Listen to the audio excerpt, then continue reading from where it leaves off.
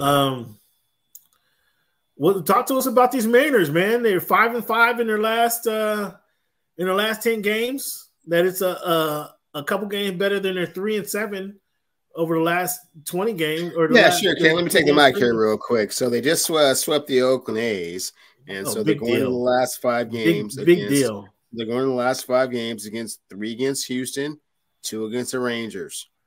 They're a half game. They're a half game out of the AL West division. They're a half game up for the 3rd wild card spot. So we're laying it all out there on the table. These next 5 games will decide everything, like our chances. So of these next 5 games, what do you have them going? 1-4? I'm going with 3-2. In a 3-2 season, so if they go 2-3, do they make the playoffs? Are they done? Depends on what Toronto does. It depends on what the other team does when they're not playing the Mariners. So I can't. It's way too close to predict that. Like I said, there's a half a game that separates 4 teams. So it's way too close. So you don't want to say you said early in the season that they're going to make the playoffs. Now are you wavering on your prediction? I still think they're going to make the playoffs. So you have them going no less than 3-2. I have them going 3-2. Now, whether you said the question was if they don't go 3-2, will they still make the playoffs? And I said there's no way to tell that. Too close to call them in with 4 teams going round and round. No, not going to do it. You got something on it? How confident are you? You got an elbow on it? No.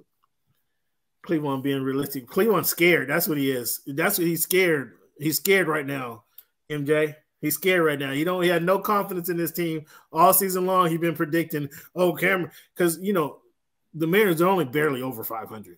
They're barely over 500 right now. Just barely. And we don't really talk about Mariners because they ought to be playing in Portland. Clint, this should be the Portland Mariners. Or I say send them to Vancouver. Hell, let the Vancouver team have them. They need a team.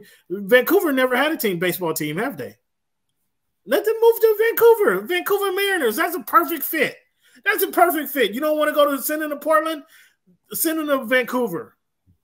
Because they stink. And then they could use that fancy stadium they have. They have that fancy stadium. That fancy stadium. Clint, you're like that.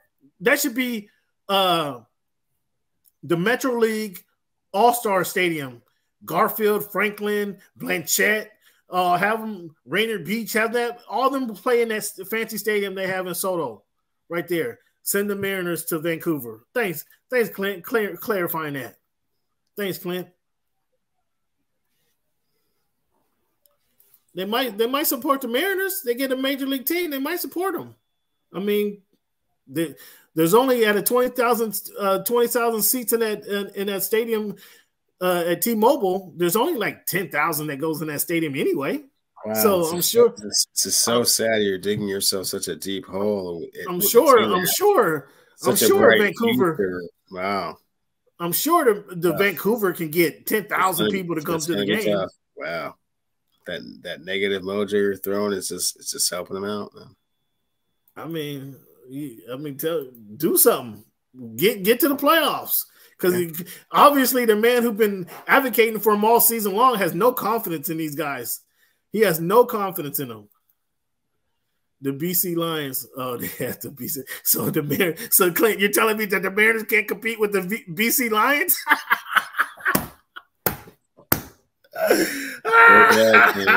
Okay. Not understanding what you're saying, Cam. Not understanding what you're saying. The Mariners can't compete with the BC Lions. That's funny. That's funny. Or the Vancouver Canucks. They can't. The Mariners can't compete with the Vancouver Canucks or the BC Lions. That's hysterical. That's hysterical, Clint. Thanks for bringing this. Oh man, thanks for bringing some levity to the show. That's hysterical. So by next week, the Mariners will be out the playoffs, and so baseball season will be over. Just like the sky is falling down here, and just like the sky is falling down here for Alabama fans, Mariner fans will be moved on to the Kraken. And is the Kraken season starting next week, Cleveland? No, not next week, Cam.